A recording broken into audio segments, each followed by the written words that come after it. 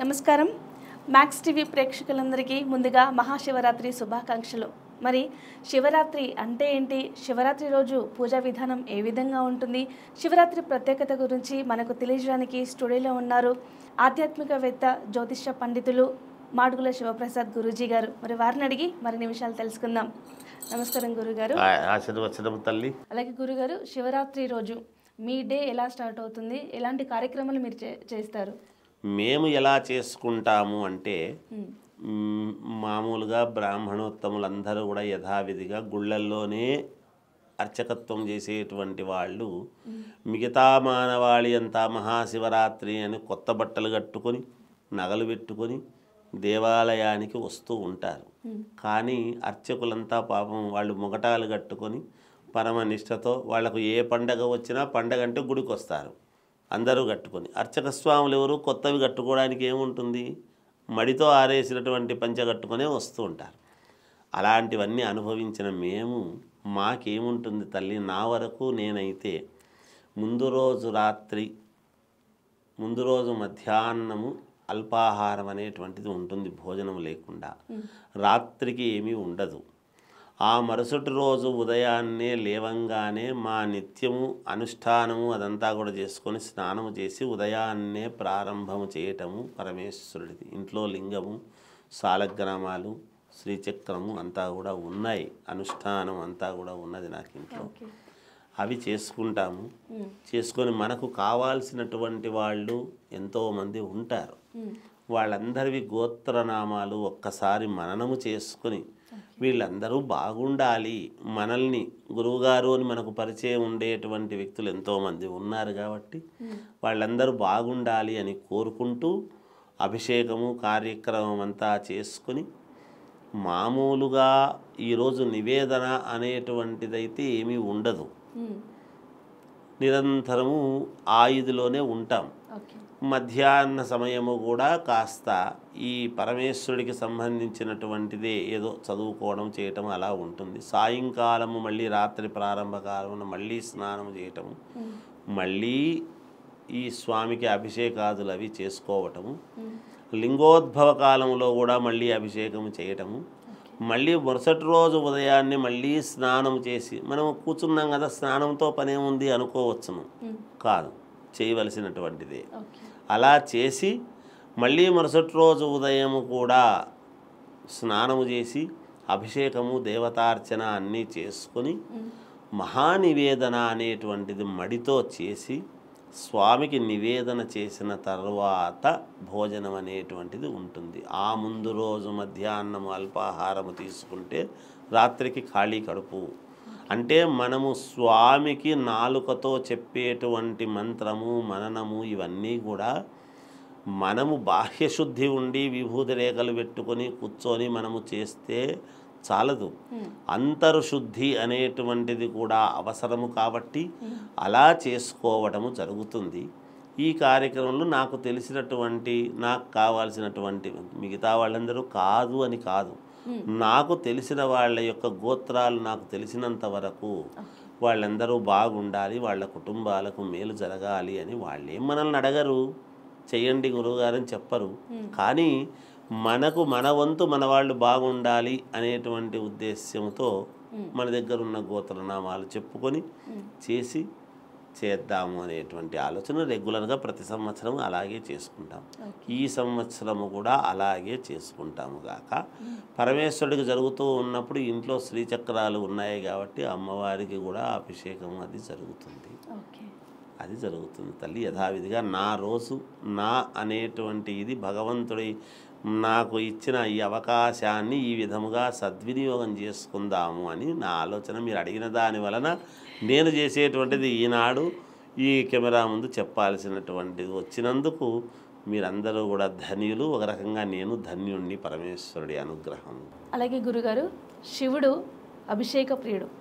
అయితే ఏ రాశి వారు ఏ విధంగా శివుడికి అభిషేకం చేస్తే మంచిది? ఇది చాలా మంచి ప్రశ్న అమ్మా. ఎందుకంటే మనకు ద్వాదశ రాశుల వాళ్లకు కూడా మనకు ఏవేవో చేసుకుంటూ ఉంటాం. అయినా మరి మహాశివరాత్రి రోజు ఏ రాశి వాళ్ళు ఏ ఇదితో మనము అభిషేకము చేయించుకుంటే బాగుంటుంది, బాగుండడం అట్లా పక్కగా పెట్టండి, మనకు మేలు జరుగుతుంది. ఓకే. మామూలుగా పంచామృతాలతో ప్రతి వాళ్ళు చేసుకుంటారు, తీసుకెళ్తారు. అవును గురు. పరమేశ్వరుడికి శివరాత్రి అనగానే పాలు, పెరుగు, తేనె, నెయ్యి, చక్కెర, ఆవు పాలు పట్టుకుని పోయి ఏదో తేనె కొంచెం అది ఏదో పట్టుకుని పోతుంటారు. సరే, కాయకర్పూరం ఎట్లాగో తీసుకెళ్తారు. అయితే మరి ఇన్ని సంవత్సరాల నుంచి అభిషేకం చేసుకుంటున్నారు కదా, అంటే చేసుకోవడం మన వంతు, మన కర్తవ్యం. ఫలితము మనకు మన చిత్తశుద్ధిని బట్టి భగవంతుడు ఇస్తాడు. నేనేదో అభిషేకం చేయించినాను, ట్యాంకర్ నిండా పాలు తీసపోయినాను కాబట్టి పరమేశ్వరుడు నాకు అనుగ్రహిస్తాడు, వాడెవడో చెమ్ములో తీసపోయినాడు కాబట్టి అనుగ్రహించడం అనేది ఉండదు.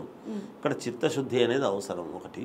రెండవది, ఏ విధముగా చేసుకుంటే యోగము మేలు జరుగుతుంది అనేటువంటిది ఉన్నప్పుడు 12 రాసుల వాళ్లకు ఇంట్లో అనేక రకాల ఇబ్బందులు ఉంటాయి, ఎన్నో కోరికలు ఉంటాయి.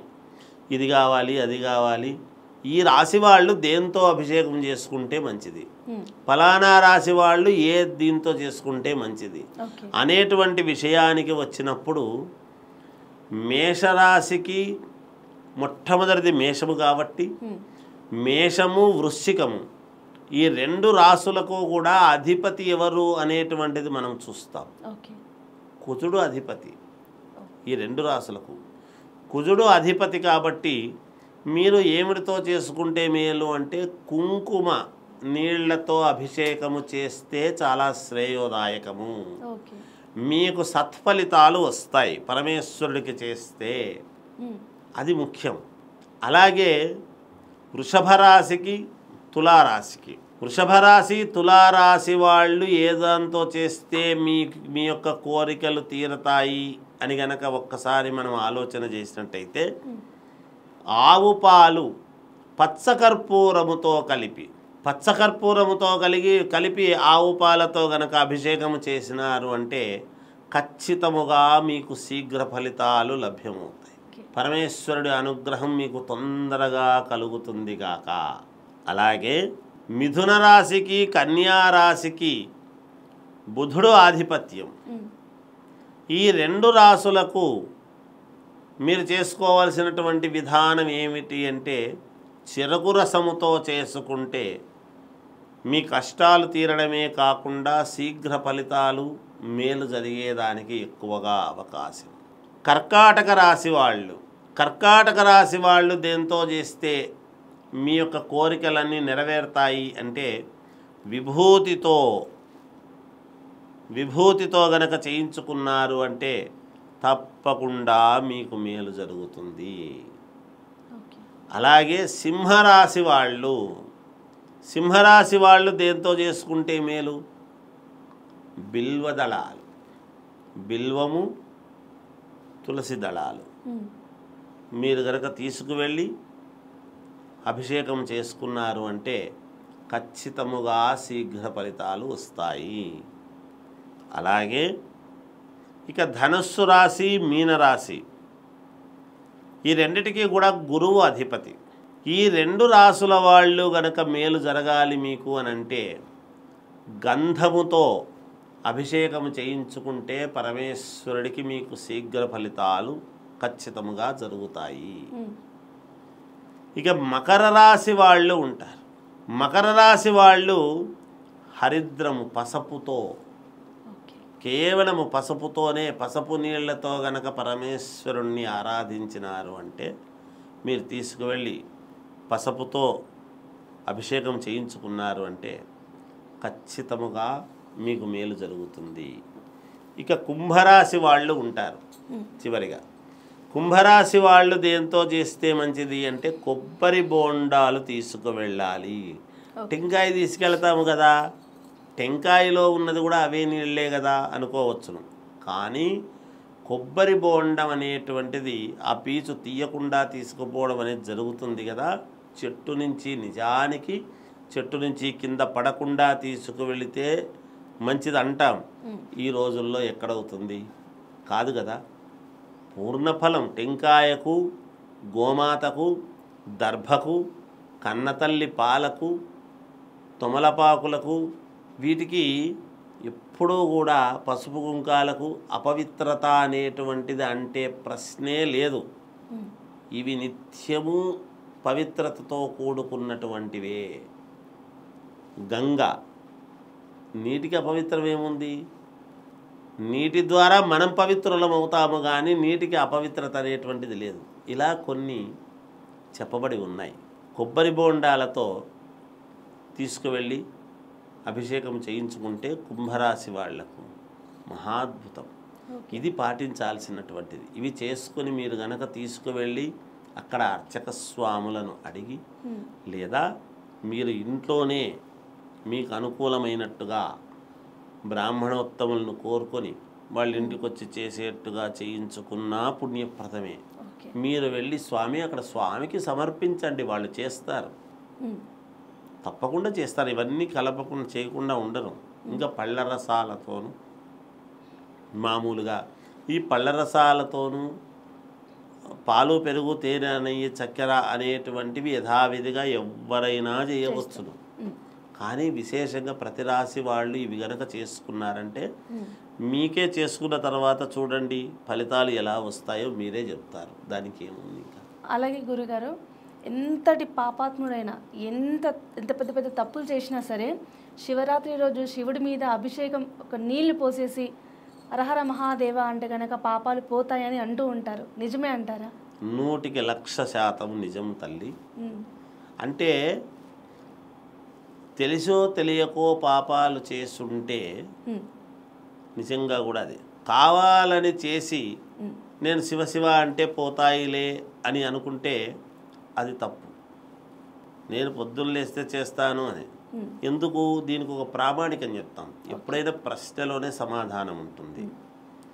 రావణాసురుడు పరమేశ్వరుణ్ణి మెప్పించి కదా ఆత్మలింగాన్ని తీసుకున్నాడు. నిత్య శివపూజా దురంధరుడు కదా, 2 పూటలా శివుణ్ణి ఆరాధించగలిగినటువంటి ఇది ఉండేటువంటి వ్యక్తి కదా. మరి పరమేశ్వరుడు ప్రత్యక్షమైనాడు అంటే రాముడికి ప్రత్యక్షం కాలేదు పరమేశ్వరుడు. మామూలుగా మరి రావణాసురుడికి ప్రత్యక్షమైనాడు పరమేశ్వరుడు. అంటే అంత కఠోరమైనటువంటి తపస్సు చేయగలిగినటువంటి వాడు. చేసినప్పుడు మరి నిత్య శివపూజా దురంధరుడు పరమేశ్వరుడు అంటే ఇంకా తన దేహాన్ని చీలిస్తే పరమేశ్వరుడు కనపడతాడు అనేంతటి ఇది ఉంది కదా. మరి పాపాలు చేసినప్పుడు పరమేశ్వరుడు చెయ్యొద్దు అని చెప్పినాడా? చెప్పలేదు. అంటే నీకు పుణ్యము ఏదైతే చేసుకున్నావో పుణ్యము ఎంతవరకు నువ్వు అంత పుణ్యము చేసినాడు కాబట్టే పరమ పవిత్రుడు అయినటువంటి రాముల వారి చేతుల మీదుగా ఇక్కడ ప్రాణము పోవడం అనేటువంటిది జరిగింది. అంత పుణ్యము చేసినాడు కాబట్టే సాక్షాత్తు భగవంతుడే మానవుడి రూపము దాల్చి ఎత్తి రావణాసురుణ్ణి సంహరించడానికి అని నారాయణుడు శ్రీమన్నారాయణమూర్తి మానవ రూపము దాల్చాల్సినటువంటి అవసరం ఏర్పడినది. అంత పుణ్యప్రదమైనటువంటి ఇది కాబట్టి రావణాసురుడు ఏమి తక్కువవాడు కాదు కదా. మరి రావణాసురుడికి పరమేశ్వరుని మెప్పించుకొని తన ఆత్మలింగాన్ని తీసుకుపోయినాడు అంటే ఎంత గొప్పవాడైతే ఇచ్చుంటాడు. ఏమి క్వాలిటీస్ లేకుండా ఉండవు కదా. అయితే ఎంత గొప్పవాడికైనా బుద్ధి అనేటువంటిది సక్రమముగా లేకుండా నేను పొద్దున్న లేస్తే తప్పులు చేస్తాను, పరమేశ్వరుని మహాశివరాత్రి నాడు మాత్రమే నేను పూజిస్తాను అంటే కుదరదు కదా. తప్పు తప్పే, ఒప్పు ఒప్పే. అందువలన ఒకవేళ మనము తెలుసో తెలియకో చేసుకొని ఉండేటువంటి ఇవన్నీ కూడా పరమేశ్వరుని హరోం హర హర హర హర హర అనేటువంటి నామముతో మామూలుగా అలా చెంబెడు నీళ్లు పోసి ఆయనకు తండ్రి నీవే దిక్కు అని అనుకుంటే ఖచ్చితముగా పరమేశ్వరుడు బోళాశంకరుడు కాబట్టి నువ్వు ఎలా చేస్తున్నావు అని చూడడు పరమేశ్వరుడు. నువ్వు చేసే కాసేపు చిత్తశుద్ధిగా నన్ను అనుకుంటున్నావా లేదా అనేది మాత్రమే చేస్తాడు. దానికి కూడా నిదర్శనము భక్త కన్నప్ప చెప్పుకాలితో పరమేశ్వరుడి లింగం మీద ఉండేటువంటివన్నీ కూడా తోసేస్తే మరి భక్త కన్నప్ప కాలుతో కొట్టినాడు అనేటువంటిది లేదు కదా. ఎందుకంటే మన పిల్లలు పుట్టిన తర్వాత మన గుండెల మీద ఆడుకుంటారు, సహజం. పిల్లల పాదాలతో మనం గుండెల మీద మనమే తన్నించుకుంటాం. భగవంతుడు కూడా అంతే. అయితే మనం అంతే కదా అని మనం పొద్దున్నే పోయి ఎట్లంటే ఎట్లా చేస్తాము అని అనేటువంటిది ఇది కరెక్ట్ కాదు. అట్లా అంటే భక్త కన్నప్ప తన భక్తి అది ఏం తెలీదు అతనికి, అమాయకం. అయ్యో పరమేశ్వరుడి మీద ఇక్కడంతా కూడా గాలికి చెత్త అంతా పడింది అనేటువంటి భావనతో లింగం దగ్గర ఇదంతా తోసేసినాడు, కానీ తను కావాలని చేసింది కాదు కదా. అందుకని భక్త కన్నప్పను నెత్తిన పెట్టుకున్నాడు. శ్రీకాళహస్తిలో పైన గుడి కట్టించి పైన పెట్టినాడు. పరమేశ్వరుడు గుడి కింద ఉంటుంది. అలాగే చంద్రుడిని నెత్తిన పెట్టుకున్నాడు పరమేశ్వరుడు. అలా పరమేశ్వరుడు కనుక మనల్ని నిజంగా కూడా అయింది అంటే మనల్ని నెత్తిన పెట్టుకునేంత ఇదిగా పూజించాలి. అలా చేసుకుంటే పరమేశ్వరుడు ఖచ్చితముగా మనకు బోళాశంకరుడు. ఆయన అలా అడగంగానే ఓ పటు అని ఇచ్చేటువంటి బోళాశంకరుడు ఆయన. తప్పకుండా మనకు వరాలు ఇస్తాయి. అందువల్ల మహాశివరాత్రి రోజు పరమేశ్వరుడిని అనుకుంటే మనము తెలుసో తెలియకో చేసినటువంటి తప్పులు తప్పకుండా పోతాయి గాక. అందులో జాగారం చేస్తేనే పోతాయి. అంటే ఊరికే మేలుకొని మనము పనికిరాని సినిమాలు చూస్తే జాగారం చేస్తే ఉపయోగం లేదు. శివనామముతో, శివ పంచాక్షరి నామముతో ఓం నమ శివాయ, ఓం నమ శివాయ, ఓం నమ శివాయ. అందుకే పూర్వం అంతా కూడా, ఇప్పుడు సినిమాలు టీవీలు అన్నీ వచ్చినాయి, పూర్వం అంతా ఇవి లేవు కాబట్టి శివాలయంలో భజనలు అనేటువంటి దాని ద్వారా భజన చేస్తూ రోజంతా కూడా గడిపేవాళ్ళు. అలా శివుడి ఆరాధనలో గడిపితే పుణ్యప్రదం. అలాగే గురుగారు, శివరాత్రి రోజు ఎవరైనా దానం చేయాలి అనుకుంటే ఏం దానం చేయాలి? నిజంగా ఆ రోజు దానం చేస్తే మంచిదంటారా? మంచిదేనమ్మా. అయితే మహాశివరాత్రి రోజు దానం చేసేటువంటివి ఏమిటి అనేటువంటిది ఒక్కసారి మనం ఆలోచన చేయాలి. ఏం దానం చేస్తాము అంటే నవధాన్యాలు దానం చేయవచ్చు. అయితే ఎవరెవరు ఏమేమి చేస్తే మంచిది అనేటువంటిది కూడా ఉంటుంది. అయితే ఎవరికి దానం చేయాలి? ఇస్తే ఎవరికో బ్రాహ్మణులకే దానం చేయాలి. సరే, ఇచ్చుకునే వాళ్ళు ఇచ్చుకుంటారు. మనం చెబితే సహజముగా వాళ్ళకు అనుకూలమైన వాళ్ళు చేస్తారు. దాంట్లో తప్పేమీ లేదు, చేసుకోవచ్చును. అందరూ నిజంగా కూడా మహాశివరాత్రి రోజు ప్రతివాడికి ఒక గ్రహం అని కాదు, అన్ని రాసుల వాళ్ళు వాస్తవముగా ఏమి అంటే అమ్మా, ఎప్పుడైనా ఎక్కువగా ఇచ్చేటువంటి దానాలలో ఏమిటి అంటే, శివరాత్రి రోజు ఉపవాసం ఉంటాము, కరెక్టే, సంబంధం లేదు. అంటే మరుసటి రోజు మళ్ళీ వీళ్ళు అన్ని స్వయం పాకం అనేటువంటిది ఇచ్చి దేవుడికి నివేదన అనేటువంటిది, ముందు రోజు ఉపవాసం ఉండడం ఎంత అవసరమో మరుసటి రోజు భోజనము నివేదన పెట్టడం కూడా అంతే అవసరం కదా. అందువలన మామూలుగా స్వయం పాకం అనేటువంటివి బియ్యము, బేడలు, అన్నీ నూనె, ఉప్పు, పప్పు, చింతపండు అన్నీ ఇస్తుంటారు. పూర్వం అదంతా ఉండింది ఆచారం. ఇప్పుడు ఇమ్మంటే అయ్యగారులు అన్నీ మాకు ఇమ్మంటున్నారు అనేటువంటి భావన అది అనుకుంటారు, కానీ నిజంగా వాటి వల్ల చాలా పుణ్యమైనటువంటిది. కొంతమంది వాళ్ళకు శక్తి ఉన్నటువంటివి వాళ్ళు తప్పకుండా ఇవ్వవచ్చును, ఏమాత్రము తేడా లేదు. నవధాన్యాలలో మామూలుగా ఫలానా రాశి వాళ్ళు ఫలాందే ఇవ్వాలి, చెయ్యాలి అనేటువంటివి కూడా ఏవో కొన్ని చెప్తూ ఉంటాం మేము మామూలుగా. అంటే సందర్భాన్ని బట్టి వాళ్లకు నడుస్తూ ఉండేటువంటి ఈ వింశోత్తరి దశలు వీటన్నిటి నుంచి ఏదో ఇస్తే కొంచెం ఇలా నలుగురికి పంచినటువంటి దాని వలన ఏమవుతుందంటే మనకు ఉండేటువంటి ఇబ్బందులలో కొన్ని తొలగిపోతాయి. మన దగ్గర డబ్బు ఎలా అయితే నలుగురికి పంచితే ఖర్చు అయిపోయి డబ్బు తరుగుతుందో, మన పాపాలు కూడా మనం ఇలా కొన్ని పంచుతూ పోయేటువంటి దాని వలన మనం చేసుకున్నటువంటి పాపాలు ఇలా కరిగిపోతాయి అని దాని అర్థం. అందుకే ఇమ్మని చెప్పారు, ఊరికే ఏమి ఏదో మనకెక్కువ ఇమ్మన్నారు అనేటువంటిది కాదు ఎక్కడా కూడా.